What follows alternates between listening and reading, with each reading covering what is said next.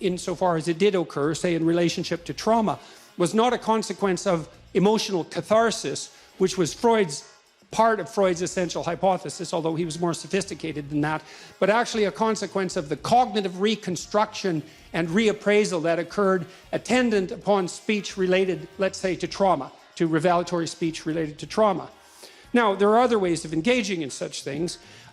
There's the pure revelatory explication. And so one of the things you do as a clinician, you try your best, is so when someone would come and see me, well, first they were very tentative, because who the hell wants to go see a clinical psychologist, right? I mean, you only do such a thing if you're driven to desperation in some sense. You have to admit to yourself that you're no longer capable of dealing with your own affairs, or that at least something could be improved, and you have to turn to a relative outsider. So it's a somewhat humiliating initial endeavor. And I would say, if you ever know anyone who needs to be convinced to see a psychologist because things have got out of hand, one way to smooth the way forward to that is just to tell them to try it once, right? Because then it's not a long-term commitment. And I would tell people when they walked in my office, well, we'll see how this goes. And I know you're uncomfortable about being here and disoriented and all that, but let's try it out for one session. And if it works, then you could have another one, and then you could decide again then. And so,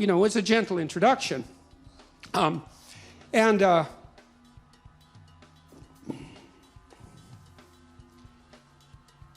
would never assume to begin with that I knew what was wrong with them.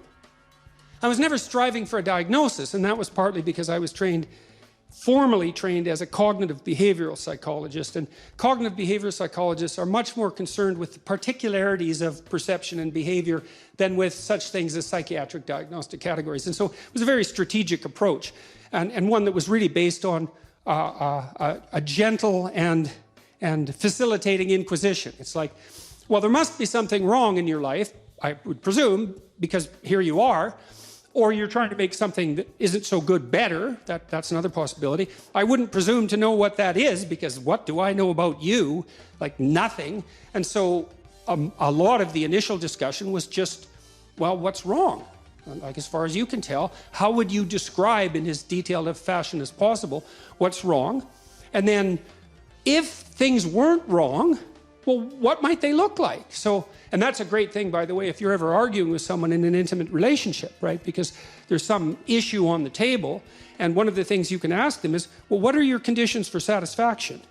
Like, if this was resolved to your satisfaction, what is it that I would have to offer? What is it that would have to change that I could actually practically implement right now? And one way of doing that, by the way, is sometimes the person wants you to say something, an apology maybe, and you have to agree that perhaps you should utter an apology, but you can say to them, well, what words should I couch this apology in that would be sufficient as far as you're concerned? And they're going to say, well, you have to figure that out on your own, or if you loved me, you'd know. And that's like, no, I'm stupid, and I don't know what would satisfy you, and I'm awkward at these sorts of things, and I could use a hand at practice, and so maybe if you just let me stumble through this apology in the manner that you see fit, as a genuine actor, then maybe the next time I do it, I'd be a little better at it. But don't expect satiating perfection first utterance, because you're not going to get it, because you're likely tangled up with someone who's no more sophisticated or intelligent than you are. So that's very helpful. So the clinical sessions were as free an exchange of information as I could manage. And one of the things I did notice consistently in my clinical practice was that if I really, really listened to the person, they were unbelievably interesting. And so I would say, this is rather corrosive bit of self-reflection, but if you're bored in a conversation, you're the boring person, right? Because you're not listening. Because if you were listening, that person is a strange creature, man. And if they told you what they're actually up to, first of all, it'd be a shock to them, that's for sure. But if they were telling you, you would not be bored. And so there's a high probability that you're sitting there thinking what you already know about this person, what you're assuming by the way they're dressed, or the way they comport themselves, or their class, or their social status, or their ethnicity, or whatever the hell it is, stereotypes that you're using as a replacement for the genuine dialogue. And then you're also sitting there thinking about what you're going to say next when they're talking so that you can impress them, and so on and so forth. And you're not doing the kind of listening that Rogers suggested at all, because you're treating the other person as an end to an a priori defined instrumental means. And that's a big mistake. And so Rogers thought you could check yourself. And here's the experiment. And this works in a lovely manner. And actually, Rogers' work has been used in conflict management, sociology, and management at fairly high levels of governmental intervention, especially in times of war, because it actually does make peace. And so his rule was, well, first of all, you're going to be afraid to listen. Because if you listen to someone who disagrees with you, and you really listen, they're going to tell you things that will reveal your errors and make you change. And now that might be a good thing if you know that you're so damn ignorant that a little humility is in order, and that the better you could be given rise to in place of the already totalitarian certainty, that constitutes you at the moment. But still, it's especially if you're dealing with someone who truly is different than you. The probability that they'll reveal things in honest dialogue that will shake you to the core is quite high. And that's very common experience in clinical practice. Well, partly why else would it possibly work if that wasn't the sort of thing that was happening?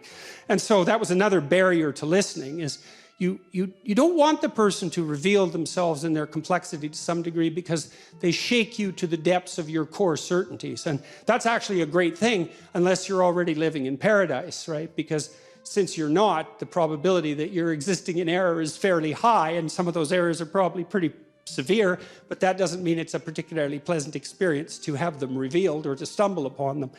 So Rogers suggested this technique, which I said I would get to the technique. He said, the next time you find yourself embroiled in an argument with someone that's contentious and uncomfortable, say, institute the following rule.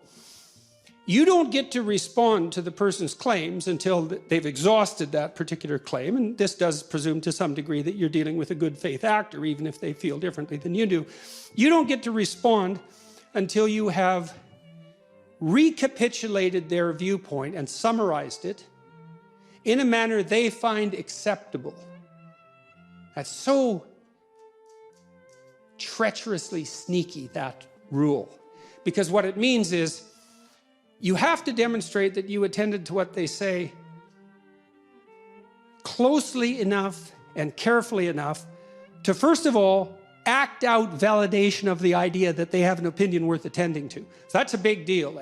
People really like being paid attention to. There's nothing people like more than that, unless they have something to hide. And even then, there's a part of them that would rather have that paid attention to than fail to pass, what would you say, to go unnoticed. Every cynic is entirely disappointed when his or her cynicism goes unchallenged, because there's a part of them